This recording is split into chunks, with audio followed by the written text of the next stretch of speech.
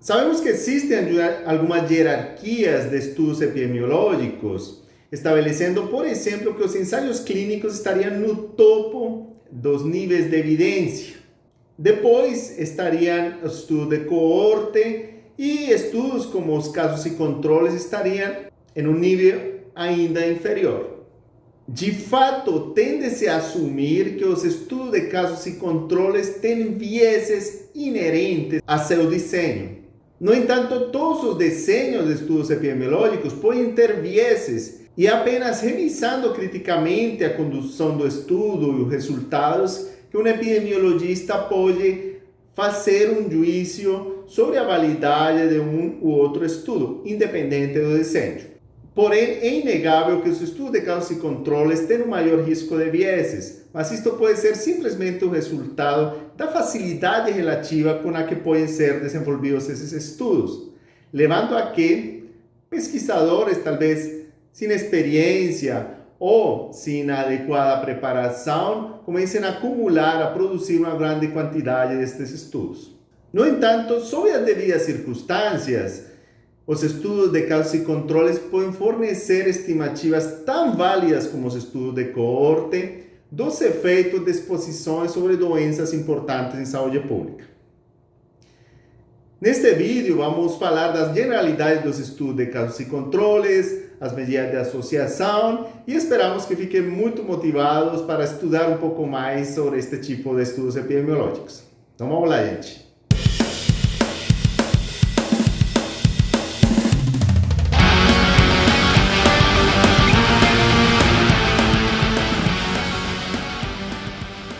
Bom, os estudos de casos e controles tipicamente são descritos como uma comparação entre grupos de pessoas que são selecionadas com base na presença ou ausência de uma doença, com o objetivo de comparar a frequência de uma exposição de interesse.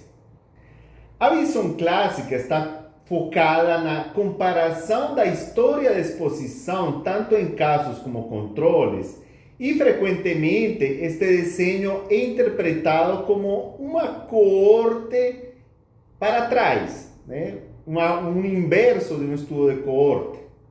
Então, nesse sentido, o estudo pretenderia identificar um grupo de casos com a doença, um grupo de controles sem a doença e avaliar se estiveram expostos em um período razoável do tempo, né, suficiente, com um intervalo suficiente para desenvolver a doença, né?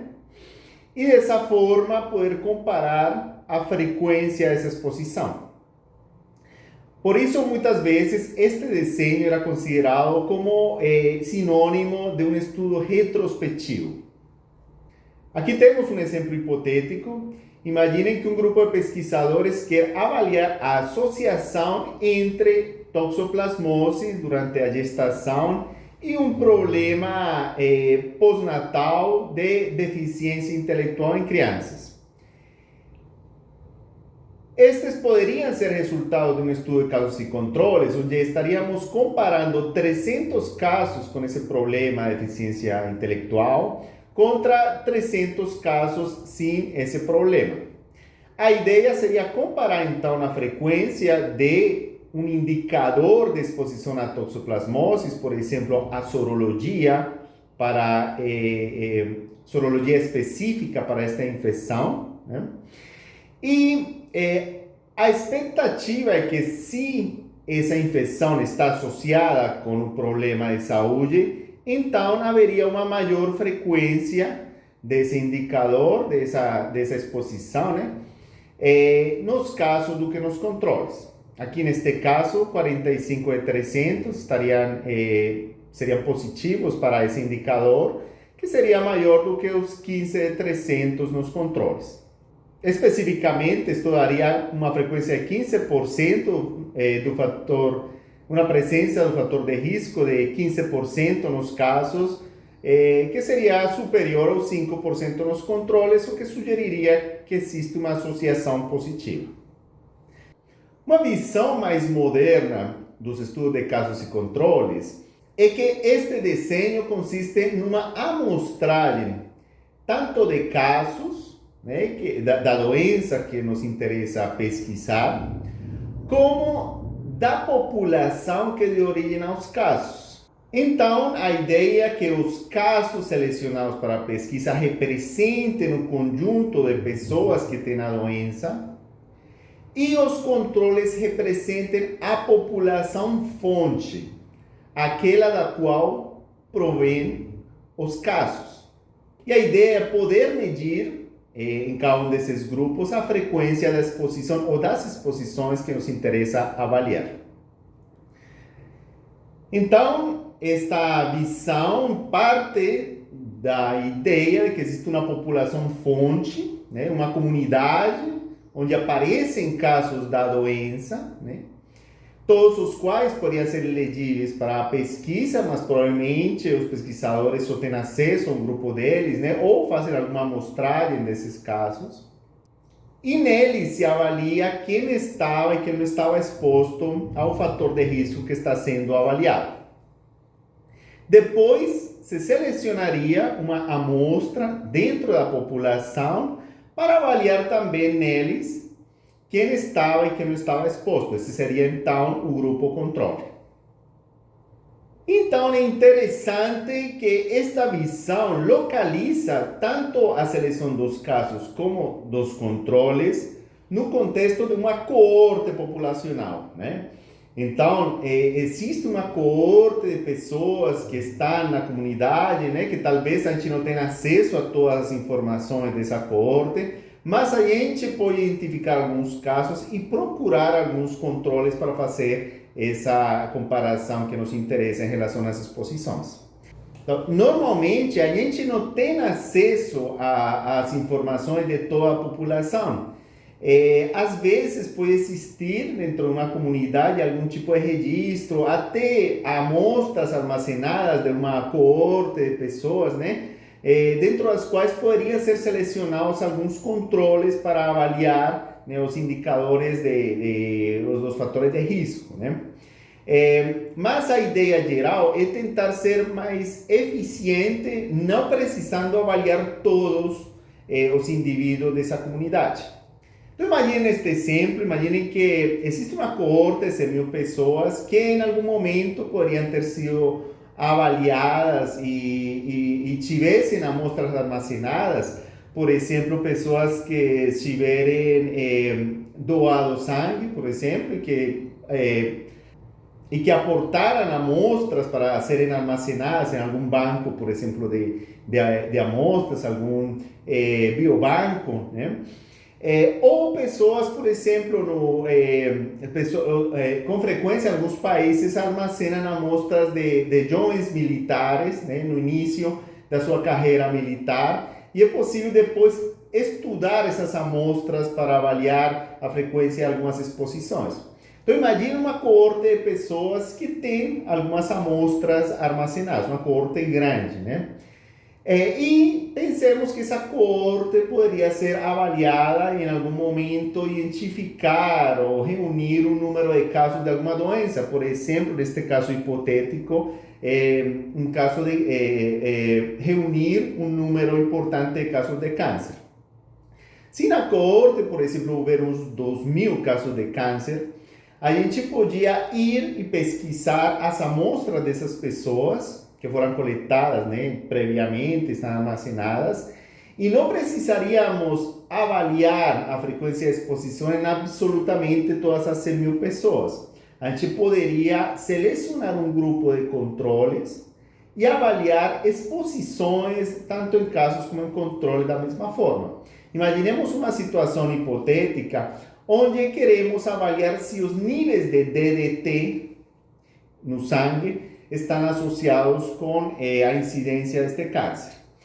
Então, neste caso, seria beneficente utilizar um estudo de casos e controles, porque não precisaríamos avaliar toda uma coorte, por exemplo, realizando testes em sangue, que poderiam ser custosos.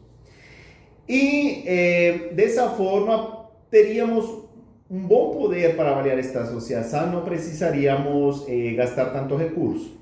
Então, dessa forma, poderíamos estabelecer a frequência do fator de risco, né, os níveis de T altos, em pessoas com câncer e no grupo controle. Neste exemplo aqui, o grupo de casos teve 25% de frequência do fator de risco, que foi superior àquele dos controles, né? Essa comparação, então, permite identificar associações entre uma exposição e um desfecho. Este exemplo que mencionei é um tipo de casos e controles que está alinhado numa coorte. E é factível de fazer quando existe alguma coorte ou uma população da qual se tem alguma informação de base, amostras que podem ser avaliadas.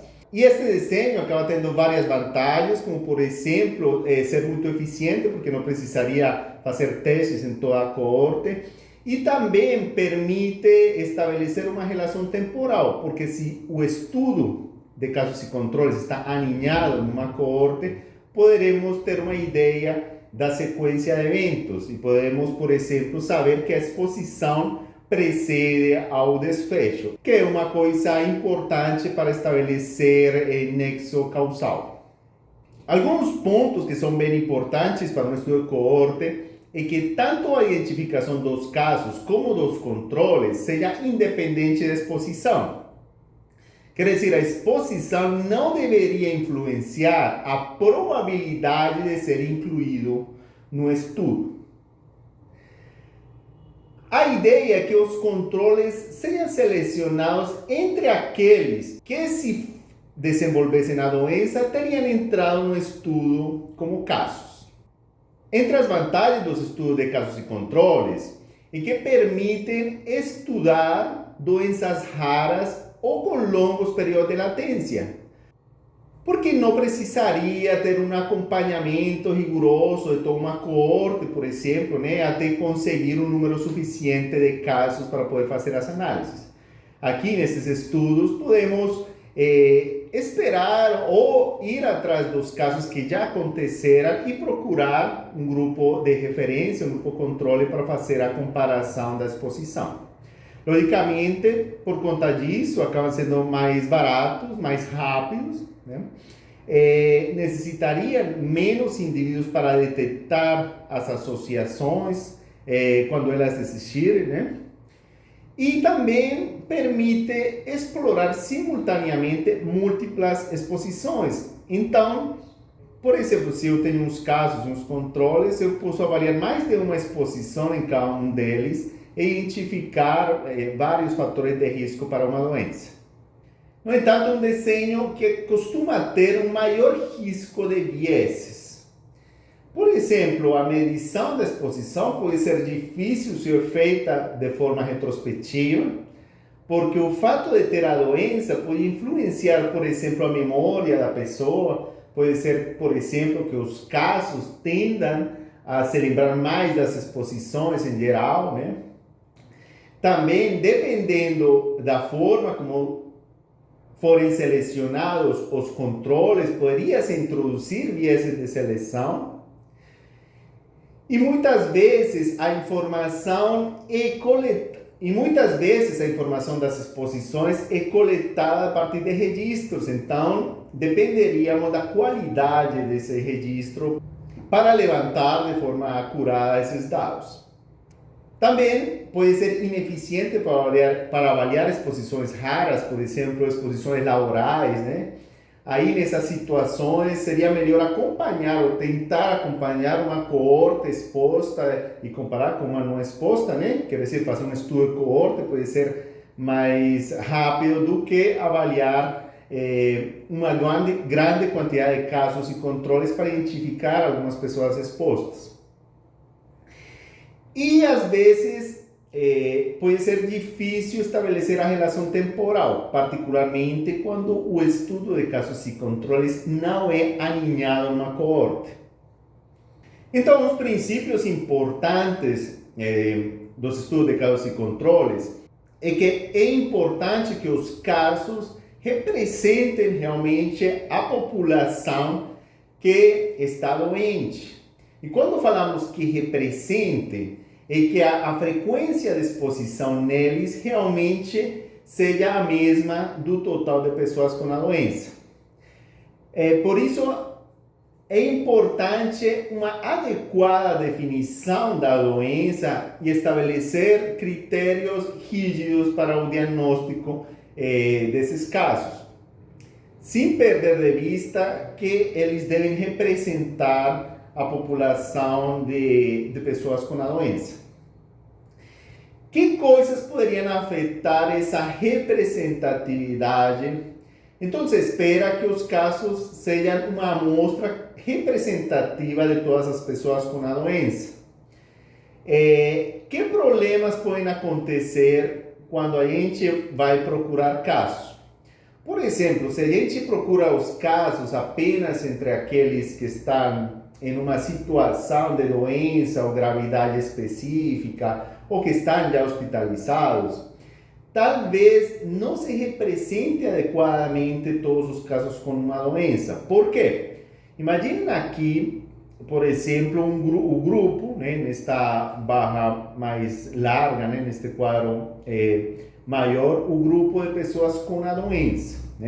Algumas dessas pessoas nem procuram atendimento médico, outras procuram, mas não são diagnosticadas, têm um diagnóstico errado. E outras pessoas, mesmo sendo diagnosticadas, é possível que morram ou tenham uma remissão antes de terem sido incluídas no estudo.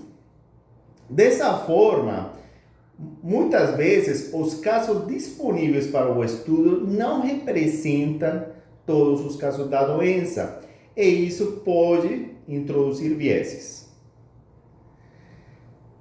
Outro desafio importante nos estudos de casos e controles é a seleção dos controles, e talvez é a parte mais complicada, mais desafiante e mais suscetível de erros neste desenho de estudo. A ideia é encontrar pessoas que representem a população, como já falamos, e uma dica é que devem ser escolhidos entre aqueles que, se ficassem doentes, seriam escolhidos como casos.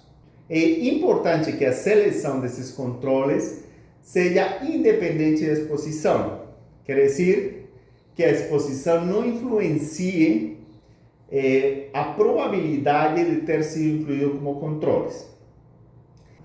Uma situação na qual isso pode não cumprir-se é quando a gente seleciona controles hospitalários de pessoas, entre pessoas internadas, hospitalizadas, que podem ter sido hospitalizadas por alguma doença que também é causada pela exposição que estamos pesquisando. Nessa situação, eles vão ter uma maior frequência de exposição do que a população geral. E isso pode fazer com que eventuais associações não sejam detectadas, ou exista um viés importante. Então, essa seleção de controles acaba sendo talvez a parte mais difícil e crítica do estudo. É importante lembrar que o propósito não é procurar controles que representem a população de não doentes, mas a população fonte. Entre estratégias relacionadas com a seleção de controles, muitas vezes se selecionam casos e controles da mesma forma. Então, embora pacientes hospitalizados podem ter um alto risco de viés, pelo que mencionei, que poderiam estar relacionados com a exposição, os controles hospitalários se utilizam muito. E algumas vezes podem ser de muita utilidade, pode ser mais fácil de localizar e de coletar as informações. Então, sob alguns supostos, pode ser um grupo de controle de utilidade. Algumas vezes, os pesquisadores fazem o que se chama um pareamento, e é procurar um controle que seja similar ao caso em potenciais variáveis de confusão, para evitar que essas outras variáveis influenciem na associação de interesse. Uma estratégia interessante para avaliar a consistência das associações é selecionar controles de mais de uma fonte. Quer dizer, não apenas ficar com os controles hospitalários, talvez também procurar na comunidade, entre parentes, para ver se a associação observada comparado com um grupo se mantém quando se fazem outras comparações. Então, selecionar os controles entre pessoas hospitalizadas costuma ser mais fácil e a avaliação da exposição também costuma ser mais factível, porque geralmente essas pessoas têm bons registros nos prontuários ou estão mais suscetíveis a querer participar da pesquisa.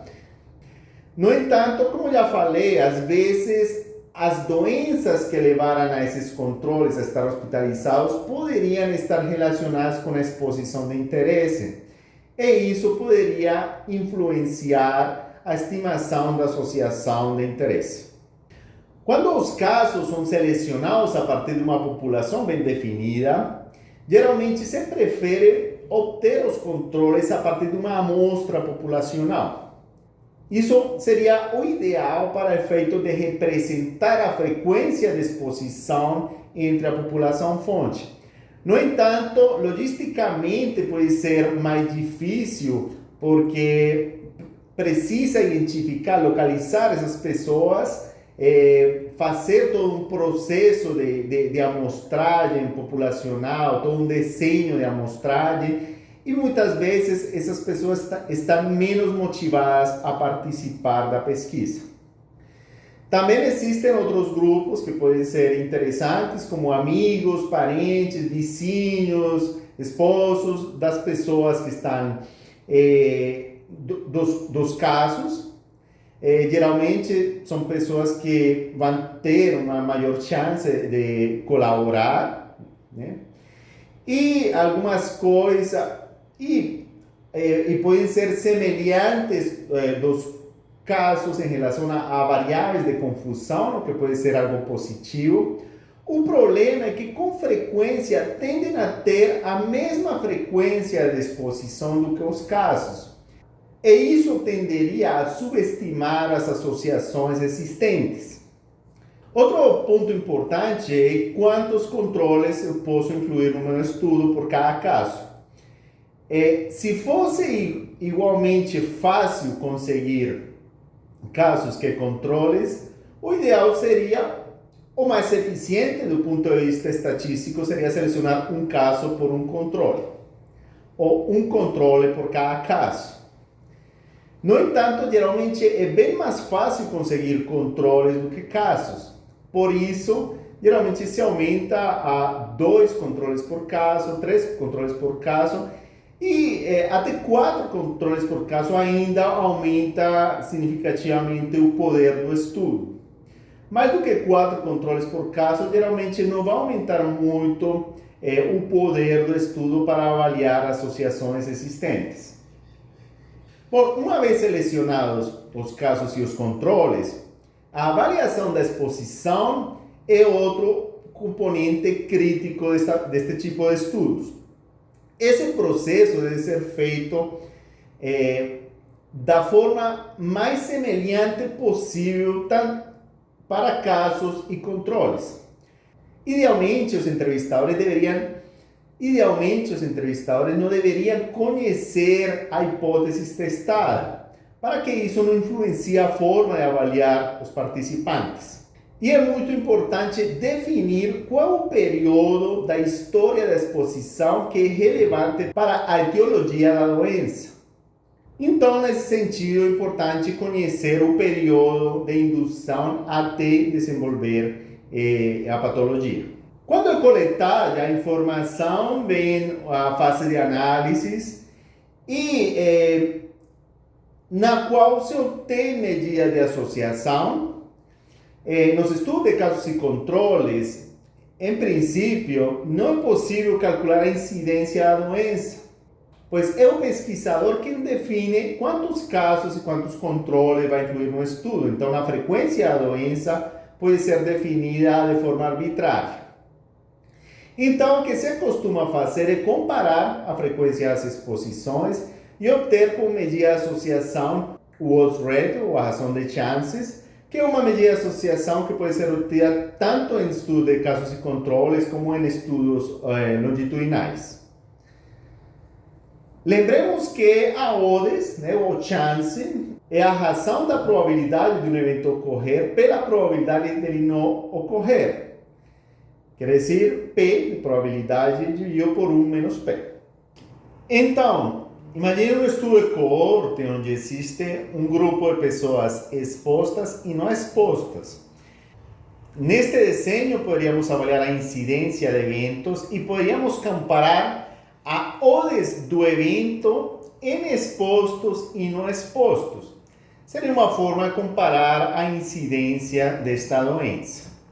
Então, neste caso, o odds ratio seria igual a A dividido por B, que seria a odds do evento em expostos, dividido por C sobre D, que seria a odds do evento em não expostos. Assim, o odds ratio poderia se expressar como a multiplicação de A por D dividido por B por C. Por isso, o odds ratio é conhecido como razão de produtos cruzados. Agora, se ao invés de comparar a frequência de eventos entre expostos e não expostos, a gente comparasse a exposição entre eventos e não eventos, quer dizer, entre casos e não casos da doença, teríamos então que o odds ratio, neste caso da exposição segundo o evento, seria igual a A sobre C, né? Seria calcular a odds na coluna, dividido por B sobre D. Neste caso, o resultado também acaba sendo uma razão de produtos cruzados. Oh my God! You're right! Então, essa propriedade é interessante do odds ratio, porque independente de se calculamos a odds nas filas ou nas colunas, o odds ratio ou a razão de chances seria igual, seria equivalente. Nos estudos de casos e controles, se espera que se mantenha uma proporcionalidade em relação à frequência da exposição entre os casos selecionados comparado com o total de casos e que também os controles selecionados mantenham uma proporcionalidade, uma frequência de exposição similar àquela de todas as pessoas que não tinham a doença. Então, nesse caso, através de um estudo de casos e controles, esperaríamos ter um odds ratio similar àquele que calcularíamos em um estudo de coorte. É de esperar, então, que se a odds da exposição for igual em casos e controles, então o odds ratio vai ser igual a 1, quer dizer que não vai existir associação.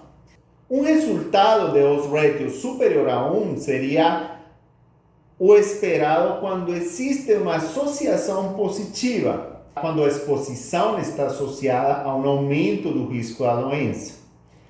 Por outra parte, quando a exposição está associada a uma diminuição do risco, esperaríamos um odds ratio inferior a 1, que se interpretaria então como uma associação negativa, possivelmente protetora. Uma coisa interessante do odds ratio, da razão de chances, é que pode ser uma estimativa bastante aproximada do risco relativo, quando em relação à exposição, os casos são representativos de todos os casos da doença, quando os controles representam a exposição da população que deu origem aos casos, e especialmente quando a doença em estudo não é muito frequente.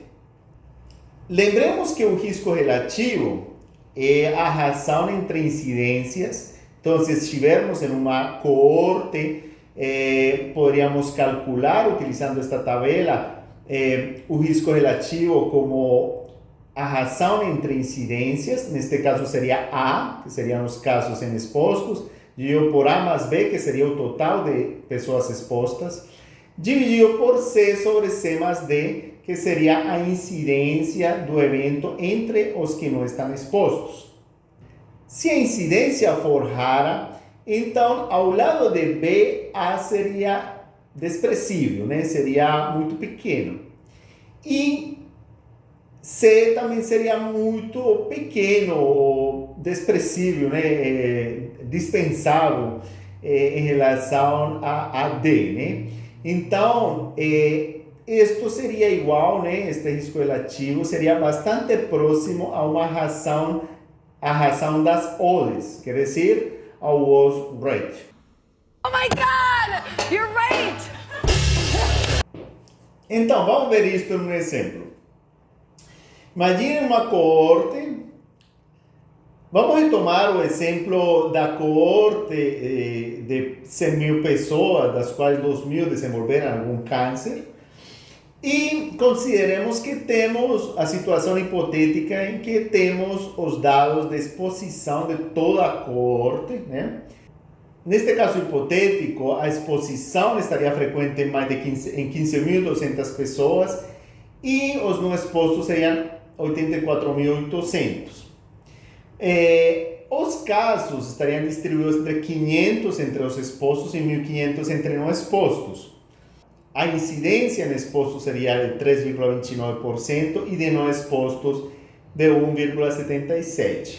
Se a gente calcular o risco relativo, que seria a razão destas incidências, daria 1,86. Agora, se ao invés de avaliar toda a coorte e classificar como expostos e não expostos a 100 mil pessoas, se ao invés disso a gente selecionar um grupo de controle, de 4.000 controles, como a gente já sugeriu, né, neste exemplo de casos e controles, se esse grupo mantiver a relação da exposição, mantiver a mesma proporção de exposição que aqueles que não desenvolveram a doença, teríamos este resultado, que dos 4.600 teriam a exposição. E quando a gente calcular o odds ratio, quando a gente calcular a razão de chances, daria um valor de 1,89, que é muito próximo do 1,86. Dessa forma, o odds ratio, quando a doença é baixa, é uma boa aproximação ao risco relativo. Agora, além de poder ser uma boa aproximação do risco relativo, o odds ratio tem uma característica muito interessante, e é que, sob algumas circunstâncias, ele pode ser uma estimação equivalente à razão de taxas. Sim, na comunidade existe um grupo de pessoas que estão expostas e que estão contribuindo em tempo a uma coorte hipotética, né, de exposição, estão contribuindo a uma coorte populacional em tempo de exposição, e existe também uma coorte não exposta. Se a gente pegar de forma proporcional, se a gente selecionar controles dessa comunidade, e a probabilidade de ser selecionados está relacionada com esse tempo que estão contribuindo, né?